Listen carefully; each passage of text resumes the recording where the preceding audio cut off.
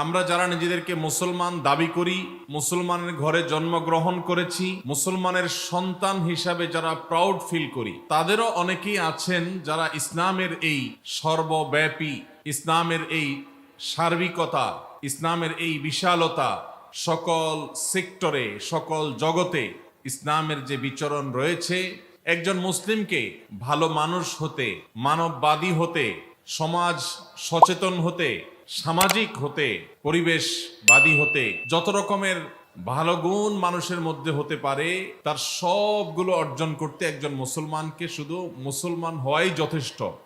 মুসলমান হয়ে তাকে তার জীবনের ভালো কোনো দিকের জন্য অন্য কারোর কোনো দরজায়, অন্য কারোর দুয়ারে তাকে কোনো প্রকার ধর্ণা দেওয়ার কোনো প্রয়োজন নাই। আমরা যারা বাংলাদেশে নিজেদেরকে মুসলমান হিসেবে আমরা দাবি করছি, আমরা বেশিরভাগ মানুষই ইসলামটাকে শুধুই ইবাদত সর্বস্ব দিন হিসাবে আমরা মনে করি। ইসলাম কি শুধুমাত্র ইবাদত বন্দেগীর মধ্যেই সীমাবদ্ধ, নাকি ইবাদত বন্দেগীর বাইরেও আরো ইসলামের কাজ কাম আছে না নাই? প্রিয় ভাইরা আমার, আমরা সাধারণত একজন ধার্মিক মানুষ যখন বলি, তখন একজন নামাজি, একজন রোজাদার, একজন দাড়ি টুপি বিশিষ্ট মানুষের অবয়ব আমাদের স্মৃতিপটে ভেসে ওঠে। সন্দেহ নাই, এটা ধার্মিকতার অনেক বড় একটা দিক। কিন্তু ধার্মিকতা শুধুমাত্র এইসব ক্রিয়াকলাপের মধ্যে, এই সকল আমল এবং ইবাদতের মধ্যেই সীমাবদ্ধ নয়। আমরা যে দ্বীনের অনুসারী, এই দ্বীন হলো কমপ্লিট কোড অফ লাইফ, পরিপূর্ণ জীবন ব্যবস্থা।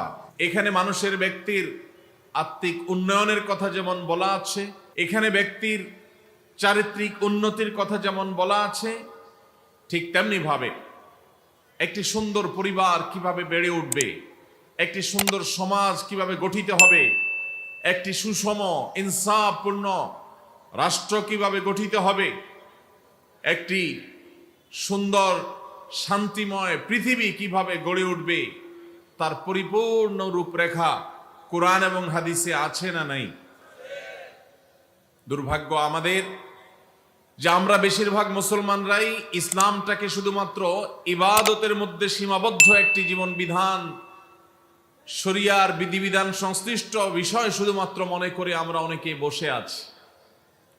আল্লাহ সুবহানাহু ওয়া তাআলা কোরআনে হাকিমে আমাদেরকে লক্ষ্য করে বলছেন, ইয়া আইয়ুহাল্লাযীনা আমানু, হে ওই সকল মানুষেরা, তোমরা যারা ঈমান আনয়ন করেছো, নিজেদেরকে মুমিন দাবি করো, উদখুলু ফিস-সিলমি কাফাহ, তোমরা ইসলামে প্রবেশ করো। কয় পাও প্রবেশ করতে বলা হয়েছে? এক কদম, দুই কদম? আল্লাহ বলেছেন উদখুলু ফিস-সিলমি কাফাহ, পরিপূর্ণভাবে ইসলামে দাখিল হও, ইসলামে প্রবেশ হও পরিপূর্ণভাবে। এক পাও ইসলামে, এক পাও বাহিরে। নামাজটা আল্লাহর বিধান মতো, পরিবারে বাসা বাড়িতে গিয়ে নিজের খেয়াল খুশি মতো। নামাজটা আল্লাহর বিধান মতো, বাজারে দোকানদারি করার সময় নিজের লাভ এবং সুবিধা মতো। নামাজটা আল্লাহর বিধান মতো, আর আমার সমাজ ভাবনা, রাষ্ট্র ভাবনা, সেগুলো আমার নিজস্ব খেয়াল খুশি মতো, আমার নিজস্ব মতবাদ অনুযায়ী। এটা কি ইসলামে পরিপূর্ণ দাখিল হওয়া? আল্লাহ রাব্বুল আলামিন ইসলামের পূর্ণাঙ্গতা, ইসলামের বিশালতা, ইসলামের সর্বব্যাপিতা, ইসলামের এই যে বিশাল জগৎ, এই পরিপূর্ণ ইসলামের ধারণাকে আমাদের সবাইকে ধারণ করার তৌফিক দান করুন। প্রিয় ভাইরা আমার, আমরা যখন ইসলামের ব্যাপকতা নিয়ে কথা বলছি, ইসলাম ইবাদত প্রধান দিন হলেও শুধুই ইবাদত সর্বস্ব দিন বা ধর্ম নয়, এর বাইরেও ইসলামের যে বিশাল গণ্ডি আছে, এই গণ্ডি নিয়ে আমরা যখন আলাপ করছি, তখন আমাদেরই অনেক ভাই, আমাদেরই অনেক বোন আছেন যারা ইসলামের একেবারে বেসিক বিষয়গুলো, ইসলামের মৌলিক বিষয়গুলো পর্যন্ত তারা ধারণ করেন না, তারা বুঝেন না, তারা রপ্ত করেন না, অথচ তারাও কিন্তু আদমশুমারিতে মুসলমান, তারাও নিজেদেরকে মুসলমান মনে করছেন। ভাইরা আমার, একজন মানুষ যদি পরিপূর্ণভাবে ইসলামে দাখিল হতে হয়, তাকে যদি ইসলামে পরিপূর্ণভাবে প্রবেশ হতে হয়, তাহলে তার সর্বপ্রথম যে বিষয়টির প্রয়োজন সেটি হলো তার ঈমানকে বিশুদ্ধ করতে হবে। শিরক, কুফর থেকে তার ঈমানকে পবিত্র করতে হবে।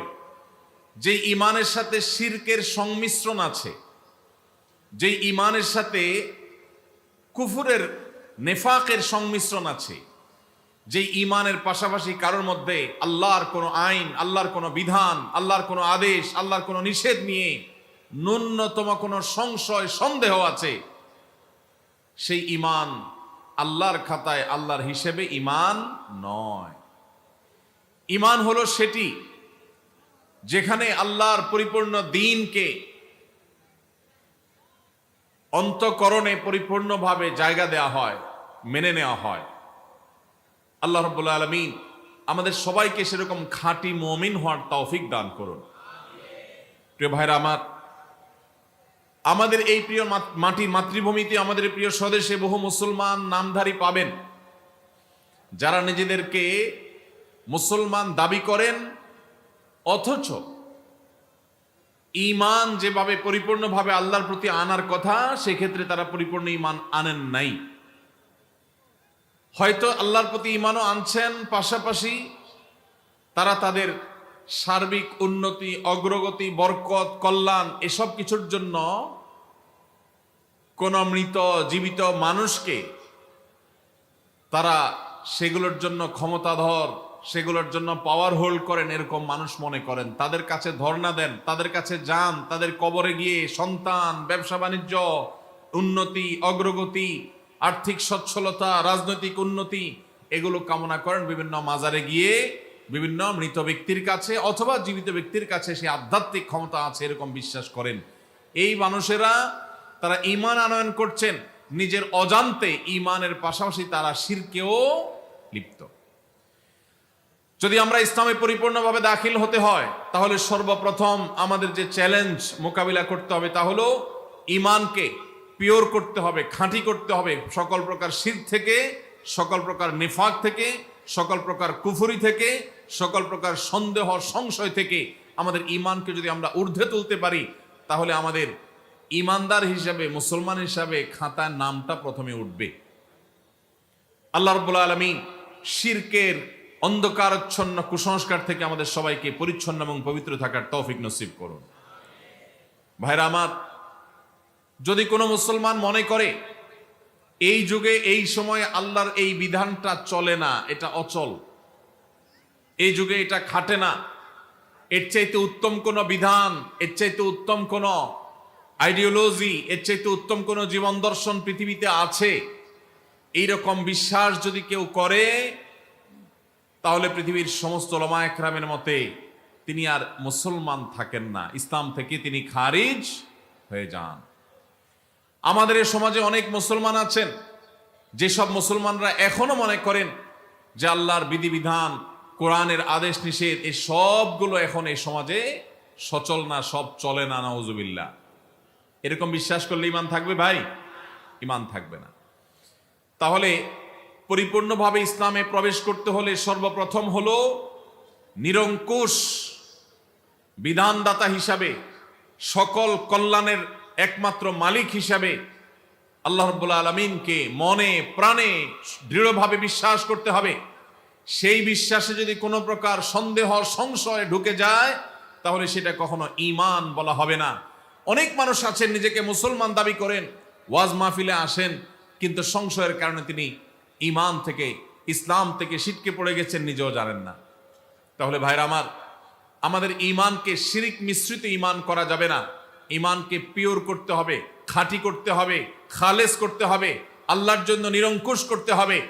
আমরা বিশ্বাস করি আমাদের আল্লাহ রাব্বুল আলামিনের যে গুণবাচক নাম আছে, এসব নামগুলো আল্লাহ রাব্বুল আলামিনের জন্যই একমাত্র খাস, তার জন্যই সীমাবদ্ধ। আল্লাহ ছাড়া এগুলো এইভাবে অন্য কারোর জন্য আর কখনো ফিট হতে পারে না। নাম্বার 2, শুধুমাত্র আমি আল্লাহর প্রতি বিশ্বাস রাখলাম, আস্থা রাখলাম আর পরিপূর্ণ ইসলামে প্রবেশ করলাম, তা কখনোই হবে না। ইসলামের যে পঞ্চস্তম্ভ আছে সেই 5টি স্তম্ভের প্রথমটি হলো শাহাদাতু আল্লাহ ইলাহা ইল্লাল্লাহ ওয়া আন্না মুহাম্মাদুর রাসূলুল্লাহ, আল্লাহ ছাড়া সত্যিকারের কোনো ইবাদতের উপযুক্ত কেউ নাই, আর মুহাম্মদ সাল্লাল্লাহু আলাইহি ওয়াসাল্লাম আল্লাহর রাসূল, এই কথার সাক্ষ্য দেওয়া,